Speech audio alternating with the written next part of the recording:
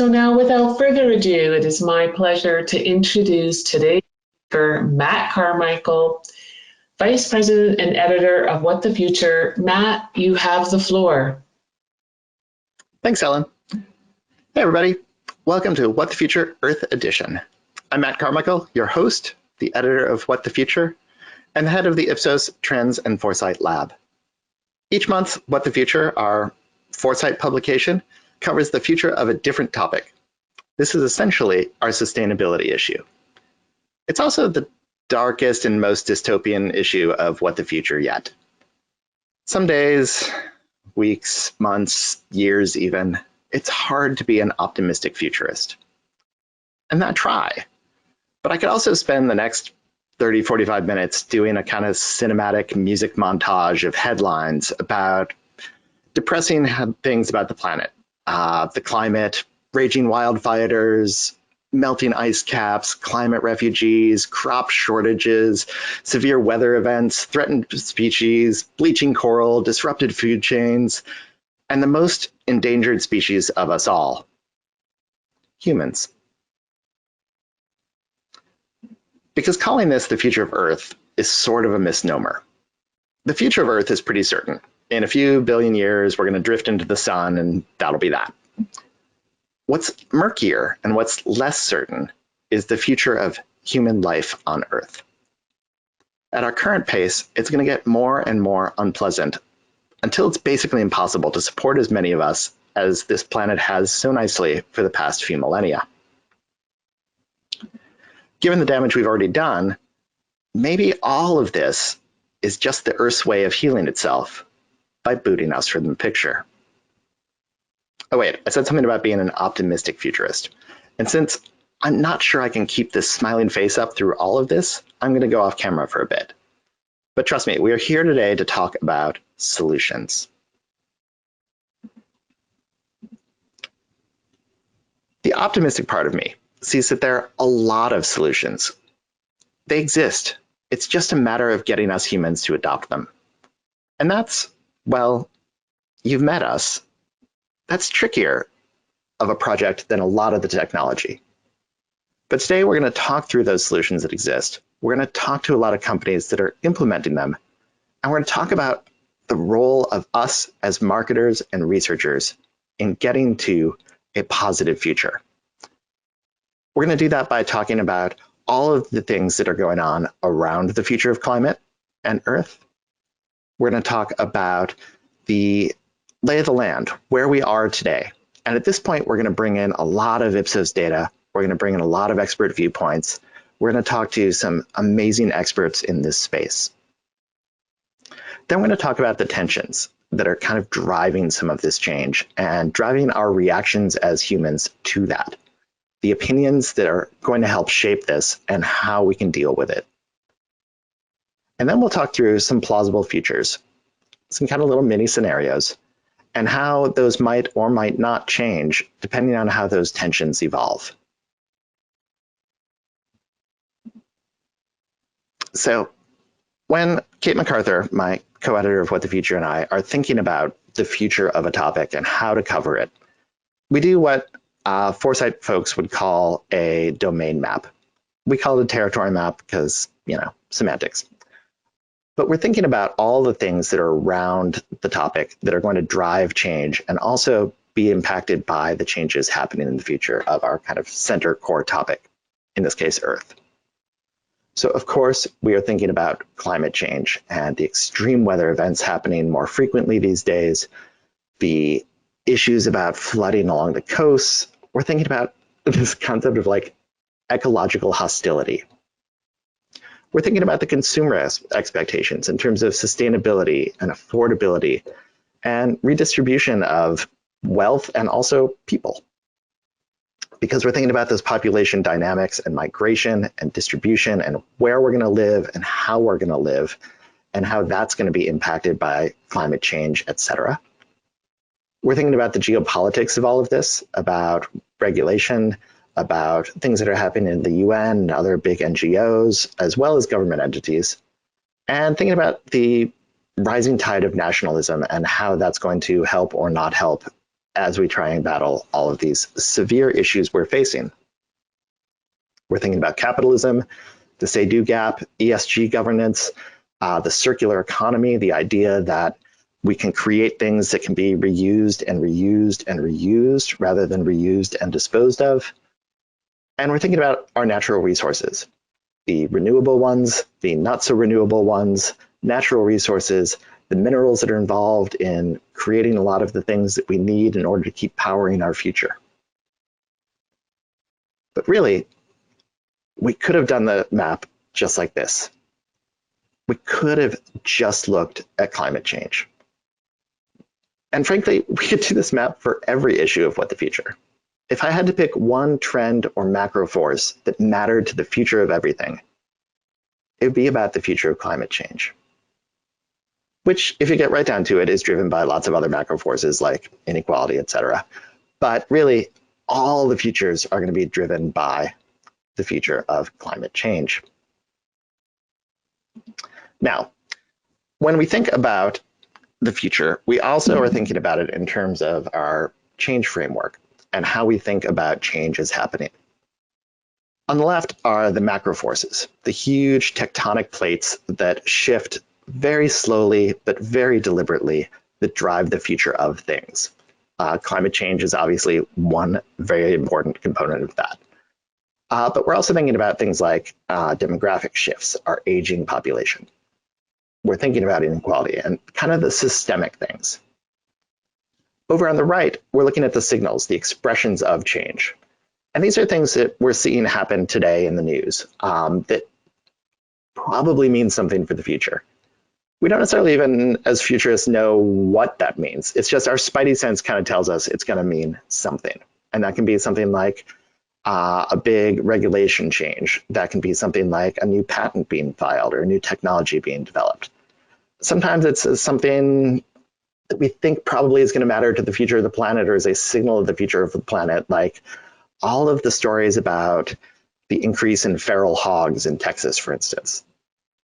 And in the center, we are always thinking about the humans. We are thinking about those shifts in markets and society and people. Shifts in opinions, shifts in our values, shifts that show that things are changing in our society. And all of that thought about change can lead to either trends work or foresight work, or both. And so as we put together a What the Future, we're thinking through it in all of these lenses. And now that we've covered that, let's dive into the heart of the issue, shall we? If we want a livable future, we need to act today, according to the United Nations Intergovernmental Panel on Climate Change, the IPCC. That window is closing. So what will life be like if we miss the mark?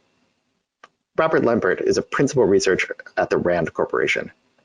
He's also a coordinating lead author for the IPCC's Climate Change 2022 Impacts, Adaptation, and Vulnerability Report, which included 270 authors from 67 countries. You read about this report a lot in the news lately. And it's easy to read the gloom and doom, but it's also important to note that today's dire predictions are actually less dire than when the IPCC started producing these reports in the 1990s. But it's not nearly enough, and the clock is ticking. If we don't act with intention, things will get rather bleak. Expect a world where catastrophic events that would otherwise be considered 1 in 100 years or 1 in 500 years happen every year, he warns. He said, a world in which you're hit by a lot more extreme events, be it heat, storm, drought, and then increased difficulty in getting the food and water you need. Cheery. Lempert spells out the possibilities. Can't we just adapt to climate change? And the answer, he says, is it qualified? Sure. You can adapt to climate change, but within limits. And in some places, we're very far from the limits. In other places, we've already exceeded the limits, he says. We've made progress from those initial reports, but it's not enough. And so our data shows that we trust ourselves to help fix some of these problems, but we know we can't do it alone. And we don't trust those who need to have helped them most. So how do we fix it? Lempert sets up one of the central themes of What the Future these days. It's not just one solution, it's all of them at once. Here's what he told Kate MacArthur. Dealing with climate change is really an all hands on deck challenge. Yes, it's the federal government, yes, it's state government, but it's also local governments and it's business, it's civil society, it's individuals, it's tribal groups. I mean, it's, sort of everybody. The most effective solutions are collaborations among many, many groups. So that's not who's responsible, it's who can fix the problem, but depends how you connect those two things in your mind. While Lempert calls climate change an all-hands-on-deck challenge, Americans tend to put more responsibility for solving the challenges on companies and governments. However, Ipsos research shows that people trust these entities less than they trust themselves to protect the Earth. However, Lempert says it's not who's responsible, it's who can fix the problem. Based on Ipsos's annual Earth Day Global Study, it's clear that Americans and their global counterparts are becoming more assured that government has a plan for managing climate change. Quote, governments which are best positioned to drive change still have a ways to go to convince citizens that their plans are enough, says Pippa Bailey, the head of Ipsos's climate change and sustainability practice. More Americans are aware and concerned about the climate emergency, but Americans still lag their global counterparts, according to the annual State of Science Index, which is Ipsos produces on behalf of 3M Company. The global study shows that climate change is increasingly personal, as 69% of Americans and 79% globally say they're concerned that they or a loved one may be displaced due to extreme weather related to climate change, says Gail Schuler, Senior Vice President and Chief Sustainability Officer at 3M. 3M's products prioritize sustainability as it reinvents its product portfolio. For example, the company makes Scotch-Brite scouring pads out of agave fiber, a waste product from tequila production, and Post-it notes using plant-based adhesives. The company's portfolio is based on 51 technologies that it mixes and matches in different ways. It saves money by using materials from one process, either back into that same process or into another material. Schuler says that sustainability isn't the main thing customers tend to look for, but it's still a thing, and it can definitely be a tiebreaker.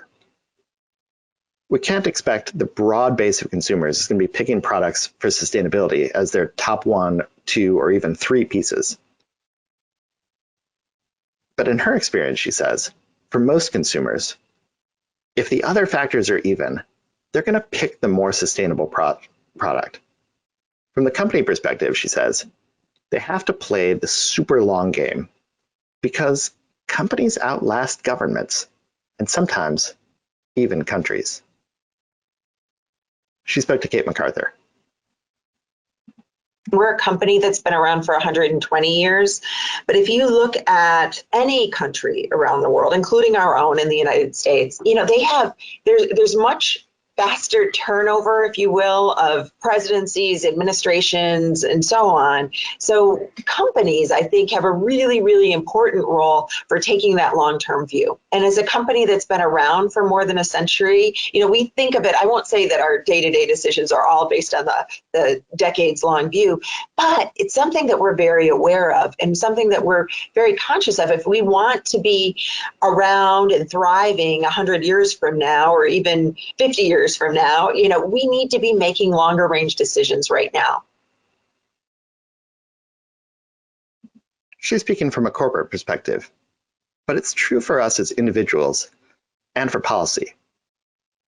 In the climate-centric sci-fi book, The Ministry of the Future, author Kim Stanley Robinson opens with a near-future scene in India, where a heat wave causes the temperature and humidity to rise to a point that leads to mass casualties. It's scary, but realistic. As part of the world becomes uninhabitable, people will leave those areas. What would a, quote, climate refugee crisis look like? Most people in the US and throughout the world think that people should be able to seek refuge in another country to escape war or persecution, according to a global Ipsos survey for World Refugee Day in 2021. But in all 28 nations surveyed in that, covered in that survey, majorities say that most foreigners who want to get into their country aren't true, quote, refugees, but come for economic reasons. As people will start to migrate to less disastrous climates, we might need to reconsider who qualifies as a refugee or is granted asylum, says Nick Boyan, a senior vice president with Ipsos Public Affairs. He says, people fleeing their country because of climate change are not yet recognized as refugees by international law. This state of limbo creates a recipe for a human crisis.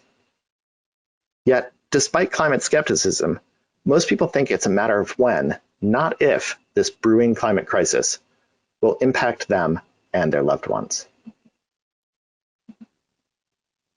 Governments influence corporate and consumer behavior through taxes and product labeling requirements. Traditionally, this has been used for regulating health claims, but this thinking could also apply to environmental impacts as well, says Ashley Erickson, Ipsos Vice President. This could prove an effective way to close that say-do gap and provide necessary education on the natural resources in the products they buy and ultimately help shoppers achieve their own environmental goals. And I think we're already starting to see that a little bit in the US as the SEC is starting to crack down on claims made by ESG investment groups and funds to make sure that they're actually upholding their sustainability goals. So that's one of those signals we're talking about where we're seeing something in the news today that we think is probably going to have an effect on the future. I do a show of hands here, but it's a webinar, so I can't. But I'm curious, how many of you have seen the 1967 film, The Graduate? And remember that epic line where a businessman says, "There's a great future in plastics." You fast forward to today, and the world seems to be drowning in this stuff. It's a can't live with, can't live without kind of problem. Ann Tracy, Chief Sustainability Officer of Colgate-Palmolive Company, sees a new future in plastics, but in a much different way than decades ago. The future of plastics isn't just recycling and reusing, it's reducing their use in the first place. Tracy says that nature-based solutions are another big direction. And across these efforts, brand messages are critical for closing the gap in what people say and what they do. That say-do gap we were just talking about. And Tracy says that closing that gap is the epitome of a marketing challenge. To do that, she says, it's up to brands to make sustainability irresistible.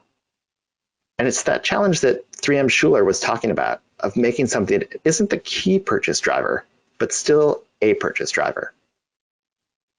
We're glad to have Ann Tracy join us again in What the Future. Here's her second conversation with Kate MacArthur. Consumers don't want to compromise on quality, price, or experience, but they also want products that are good for them and good for the planet. So if we can find the right products that deliver on all fronts, that's the company that's going to win. A great example is like the Tesla. People don't buy it because it's a sustainable car. They buy it because it's a cool car. So we have to make the Tesla toothpaste. We have to come up with, something that's cool to use, that people enjoy using. Another great example is the SodaStream. People enjoy doing that. They like having control and making their own flavors. But if you think about it, it's much more sustainable. You're not shipping water, you're reusing containers. How do you make it such a superior experience that people don't think about the sustainability aspect of it, but they want to use the new product? The climate emergency isn't the only threat facing our planet. The depletion of our resources is a looming crisis in itself. Water lies at the nexus of these trends, as a drier planet is also a hotter planet. Water is critical to life. Now, some might argue that beer, which is a historical driver of civilization itself, is also pretty important. Creating it, however, takes a lot of water. Molson Coors' Brandon Watkins is a senior manager of utilities optimization and design, and he's working to ensure that we can have both beer and water in a sustainable future. Water isn't just an issue for brewers, of course, but it's a majority of an ingredient in many foods, as well as things like personal care products. And it's not just an ingredient. It takes a lot of water to keep the cooling and manufacturing systems, the so-called non-contact applications, clean. For Watkins, that's an area where he can make a lot of progress. Because, we're not at a point yet where something like dehydrated beer is on tap just yet. Beer pun intended. He says the first piece is driving process improvements at our facilities. The second piece is really capturing the good clean water that we have and reusing it in our processes for non-contact application. But he notes that as a global company, different regions require different approaches, and in some super water-stressed areas, recycling water in the product itself makes sense too. In a crisis, all solutions have to be on the table. That's a challenge when you're a major consumer of a resource, both in terms of your manufacturing process and your product itself. Here's how he told me they're working around that. Water makes up 90 to 95% of our ingredients in our beer. And we want to make sure, our incoming water is at the highest quality to produce, the highest quality brands that we have. I feel reducing waste means, assuring that we're not using more of our natural resources than we need to produce our great products. And in many of our communities, we're the largest consumer of our natural resources. So I think it's our duty to assure that we're utilizing these resources as efficiently as possible. People think brands have a large role to play in helping solve environmental issues. But of course, it's not that easy. Organizations have to follow their specific regulations, which often vary market to market. Brands are challenged to implement sustainable practices that are timely, tangible, and more importantly, realistic for their products and profits. But they also need to resonate with the audience. While efforts often take time to plan and develop, brands should look for short-term wins. Before starting an initiative, brands should consider the balance of three things, says Emmanuel Probst, the global head of brand thought leadership for Ipsos. He says, brands need to understand how their customers perceive them, their market and their competitors, and what they can implement now that will make the most impact.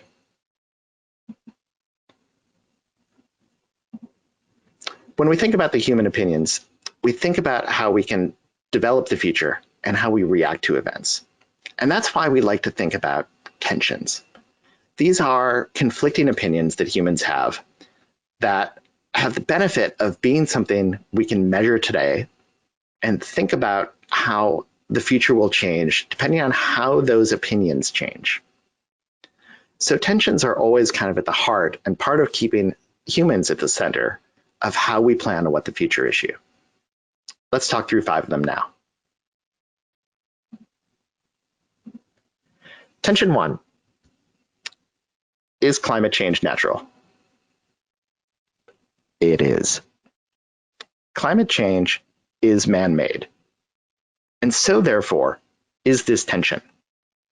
There is no reasonable case that can be made that climate change isn't anything but an emergency of our own making.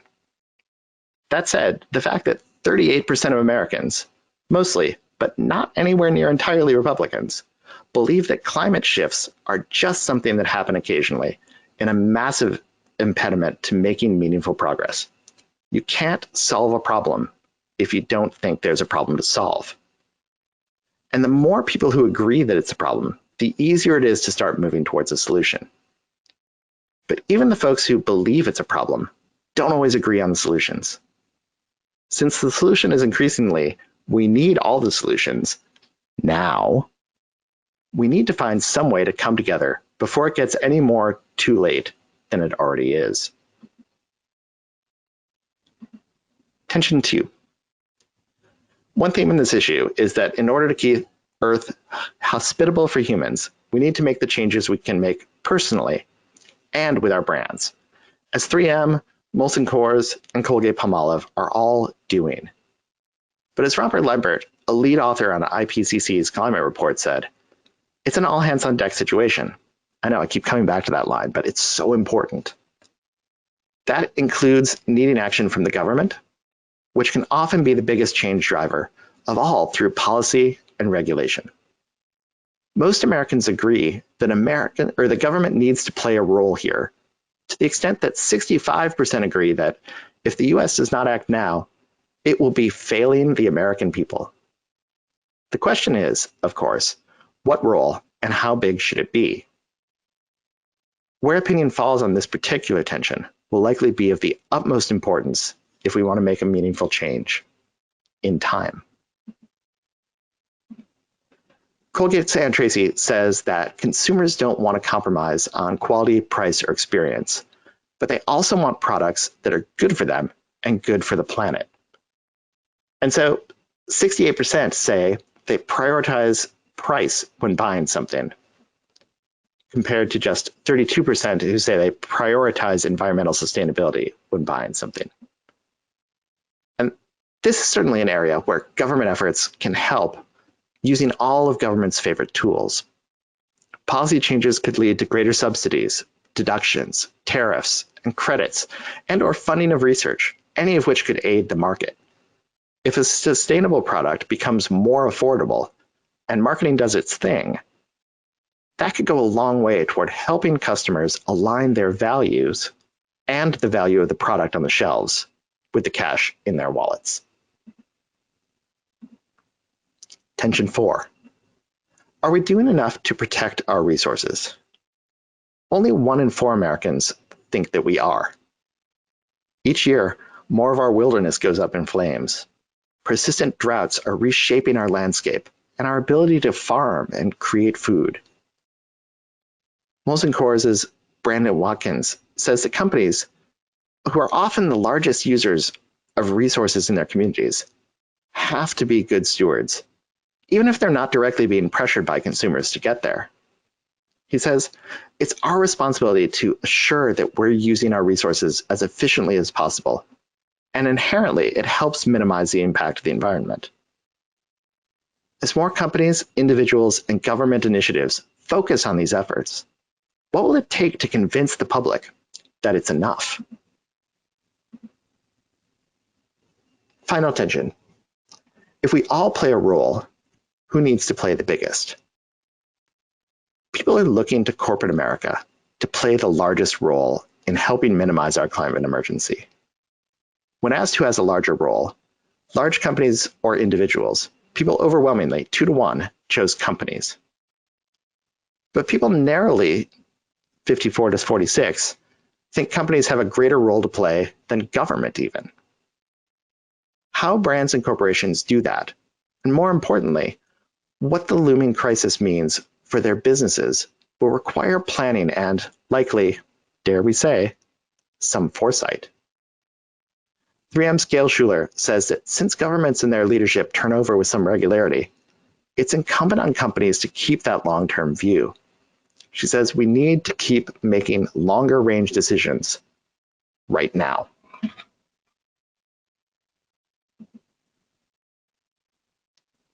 I mentioned Neal Stephenson earlier, and he's the guy who coined the term metaverse back in 1993. He's smart, he's prescient. And his latest book is about climate change and starts with the premise of what happens when today's wild or implausible sounding solutions start to sound more plausible. These solutions,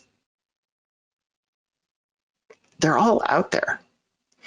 And what happens if, when these things become more wild and implausible, they start to be less wild and plausible because the circumstances have changed so much and are so out of control? The solutions, again, they're out there. We just don't have the will or desire to make them all happen so far. And that in itself is a marketing challenge. So what are we as marketers going to do? The answer, as I've said, is we have to do it all. There's no future without this future. Neal Stephenson could not be reached for comment, much to the sadness of your humble host today. Okay, so what does the future look like? It's time to put on my happy face. Imagine it's 2030. If your child is in middle school today, you will be paying for their college, and that will not be your biggest concern. The weather will be unpleasant, way more often than it is now. Wildfires will be a concern in the western US, Food shortages and supply chains will be an issue. Marine life as we know it will change forever. And if we're lucky and work really, really hard to reverse climate change in the meantime, which we won't, because 2030 is not that far off. And if all that horror is plausible then, you can only imagine what 2040 or 2050 are going to look like. And what if we humans are doing now likely isn't enough to right the ship. So the climate will continue to worsen, and we have no choice but to adapt. How we do that could take a lot of forms. We'll need different clothing to protect us from the environment. We'll need to rethink what we eat as the climate increasingly changes here and globally. Some foods will become more sustainable. Some seafood favorites will go extinct. More foods and ingredients need to be synthesized in the lab for us to continue consuming them. But maybe we'll start cultivating new kinds of foods that haven't even been imagined yet. The move to an electric car fleet is great, not just for the climate, but also for air quality. But on the other hand, it further strains the power grid, which was on shaky ground before rising temperatures meant that air conditioners were cranked up more often, compensating for more extreme temperatures in more regions. Oh, and we lost a lot of hydroelectric power because all the rivers dried up. This is a very plausible future. And the hopeful one is only slightly better and much less plausible. Now, think back to those tensions about whether regulations will help. What if that shifted? That's kind of one of the ways that, as Kate and I are preparing on What the Future, we like to think about how we do these scenarios. That if we take the tensions and we start to think of how they shift, we start to think of those as waypoints that are going to point us toward one plausible future or another, to give us a hint where we're headed. So that's the idea behind the waypoints. So today, a majority, but a deeply partisan one, think that regulations can help slow the impact of climate change. One might guess that parts of the issue is that many don't think climate change is caused or heavily exacerbated by humans. But we've seen that regulation can have a big impact on climate. I mean, look at those receding pollution levels in our cities. Think about those pictures you used to see of LA in the 70s or the 80s and the air quality now. We've improved fuel standards and imposed other regulations, and we have much better air quality for it. Regulation is a lever that can certainly be pushed, but that requires a government that's capable of making big changes that might be unpopular, at least temporarily, and at least among some significant population or portion of the population. But let's say conditions deteriorate to the point that increasingly more people recognize the urgency of the problem. The political will might change. Governments might take action that today's majority wants. What then? Do we get a more hopeful future? So scenario 2 assumes that. It assumes that our waypoint shifts. It assumes that we get more regulation, which is positive, which can help have an effect. It assumes drastic action by humans who are generally slow to change their values and behaviors. Corporations that are often doing what they can, but in a challenging environment, and lacking some of the policies we've alluded to that would make their changes more affordable and apparent to customers. And governments facing crises of competence in many countries as tensions between warring political factions make it seem unlikely that bold action of any sort will take place. But say we pull it off. Say the climate gets so bad that we act. Say our waypoints show that we're headed toward a world where governments are empowered to lean heavily on those big levers of change, taxes and regulations. What does the world look like then? By 2030, if the world isn't much different than today, that will be a huge victory. We'll still have a lot of our global and national population experiencing severe drought. We'll still have an extended season for tornadoes and hurricanes and wildfires, which will drift further inland. We'll still have issues with our power grids, both in summer and winter. Our air quality will improve due to the electrification goals we're moving toward for motor vehicles, yet periodically so much of the nation will be on fire that it will be tough to breathe. Innovation will potentially move us toward a more sustainable supply chain for food, as well as a growing agreement that eating meat is harmful for our health and the health of our planet. Tech will solve some of those problems and likely create others. But again, this is the hopeful version.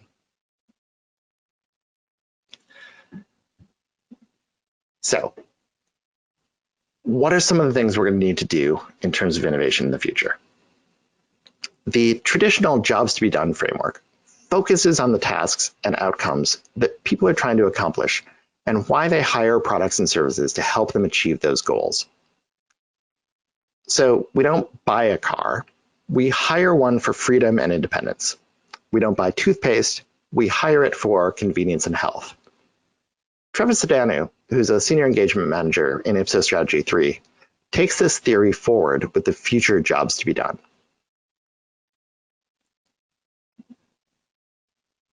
So here are three that he's come up with in terms of the future of Earth. The first is creating things that help us act more sustainably. Change is hard, and those changes are going to be massive and touch all facets of our lives. So brands can help people adapt and learn to survive, if not thrive, possibly by delving into more behavioral change and disrupting potential habits. So you might have jobs of helping me teach my children sustainable habits in a fun and engaging way, and not in a way that causes them to come home and just whine and gripe that their parents are not doing enough, because apparently my kids are getting plenty of that already. Thanks.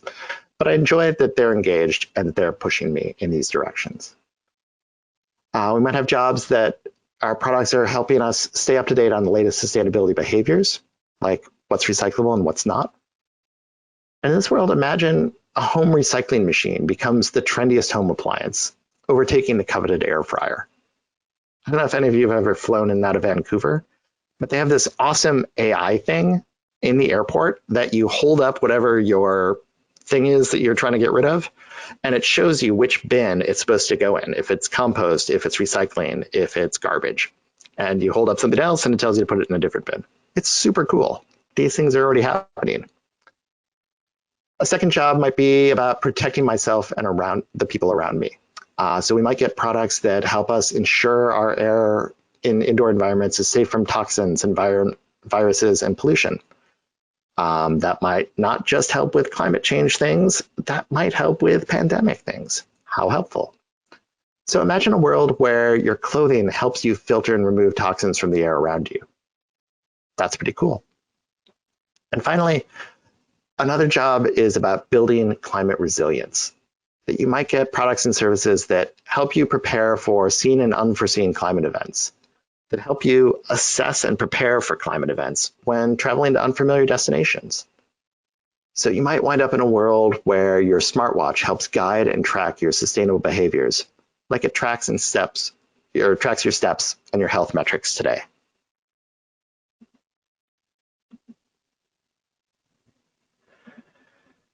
Now, I like to close these What the Future webinars by saying that when you think about tomorrow, you ask better questions today. And it's meant to suggest that keeping a bit of foresight in your research will make your research that much stronger. But as I close this episode, we need to do more than ask questions. I wonder to myself, which is more amazing, that so many solutions are out there to our problems, or that we're not taking full advantage of them. And that's the thing to remember from this issue. That solutions exist, and we need all of them working together if we're going to get through this. We're leaving a horrible mess for our kids. If you have kids, this stuff is going to happen in their lifetimes, not generations from now. Is that what we want? If not, we need to get to work. The companies you work for, the governments you vote for, the products you buy, they all have a role to play in this, and they all have to play those roles together. We need to take advantage of everything we have and keep inventing new and better solutions. Now, I promise you that the next issue of What the Future is going to put you in a very different mindset. According to our data, a majority of Americans agree that music is important to our mental health. And we'll have that firmly in mind in the next issue as we take you through the future of music. My former rock critic and photographer self could not be more excited to be working on this issue. It's going to be awesome. Music heals. And we can sure use that after thinking all this time about the future of climate change and the future of Earth. So I'm going to go put on David Bowie's 5 Years. I'm going to kick back a full Coors 16 ouncer. And until next time, I'm Matt Carmichael, editor of What the Future. Thanking you for joining us. You can get all of these issues at future.ipsos.com. You can sign up for our newsletter. We do these webinars monthly, and I thank you all for coming out. Until next time, I'm Matt Carmichael. See you then.